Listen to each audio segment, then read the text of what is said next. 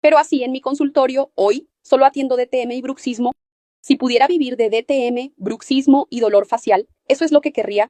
Fue exactamente un parteaguas. Para mí, antes no tenía la seguridad de un diagnóstico sólido, hoy ya la tengo. Y tanto que los pacientes que eran míos desde el principio me recomiendan pacientes y ellos entienden, ah, doctor, eso es cierto. Y ves que el paciente está entendiendo lo que estás diciendo, te quedas así, no, es eso mismo. Entonces, así te sientes más confiado, ¿entendiste? Y eso es, me sentía muy perdida antes y hoy en día soy bastante segura tanto de mis tratamientos como de los diagnósticos